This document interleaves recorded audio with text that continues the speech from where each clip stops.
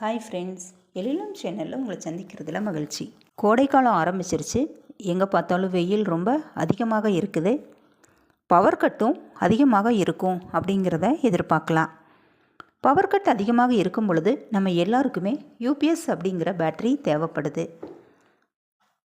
வீட்டுக்குள்ளே க்ளோஸ்டு பிளேஸில் இன்வெர்ட்டர் வைக்கிறதுனால வரக்கூடிய ஆபத்துக்கள் என்ன அப்படிங்கிறதான் இன்றைக்கி நம்ம வீடியோவில் பார்க்க போகிறோம்.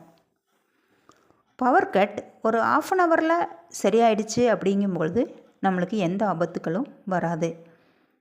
ஆனால் தொடர்ந்து 2 மணி நேரம் 3 மணி நேரம் அப்படிங்கும்போது இந்த பேட்ரி இன்வெர்ட்டர் ரன் ஆகும்பொழுது அதிக அளவில் ஹீட்டு வெளியாகும். இந்த ஹீட் வெளியே போகிறதுக்கு இடம் இல்லை அப்படிங்கும் பொழுது இந்த பேட்டரியோட ஹீட்டும் இன்வெர்ட்டரோட ஹீட்டும் அதிகமாக இருக்கும்.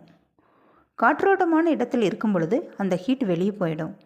ஆனால் நம்ம க்ளோஸ்டு பிளேஸில் அந்த இன்வெர்ட்டரை வைக்கும் பொழுது சம்டைம்ஸ் அது எரிஞ்சு போயிடும், இல்லைனா வெடிக்கிறதுக்கு கூட வாய்ப்புகள் அதிகமாக இருக்குது. வீட்டுக்குள்ளே இந்த க்ளோஸ்டு ரூமில் இந்த இன்வெர்ட்டர் வைக்கிறதுனால அடுத்து என்ன பிரச்சனை அப்படின்னு பார்த்தீங்கன்னா, கரண்ட் சப்ளை ஆகிற இடத்துல டஸ்ட்டு ஃபார்ம் ஆகும். அது ஒரு ஆபத்தை உருவாக்கும்.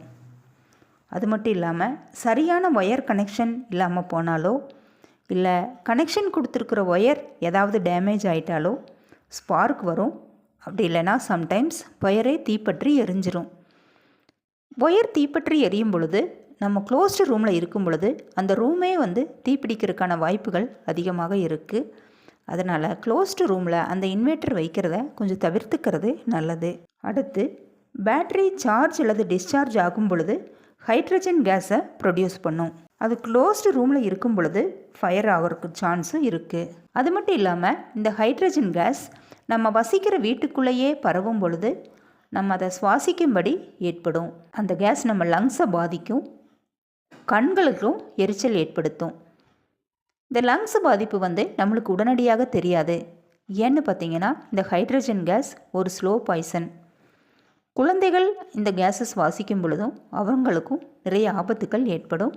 அதனால் இந்த இன்வெர்ட்டரை முடிஞ்சளவு க்ளோஸ்டு ரூமில் வைக்காமல் காற்றோட்டமாக இருக்கிற இடத்துல வைக்கிறது சிறந்ததாக இருக்கும். நம்ம எந்த காற்றோட்டமான இடத்துல இந்த இன்வெர்ட்டரை வச்சாலும் அடிக்கடி மெயின்டைன் பண்ணிக்கிறது ரொம்ப நல்லது. டஸ்ட்டு ஃபார்ம் ஆகாமல் பார்த்துக்கணும். அது மட்டும் இல்லாமல் 35% சல்ஃபரிக்கும் 65% வாட்டரும் இருக்கிற மாதிரி எப்போவும் நம்ம கவனித்து கொள்ளணும்.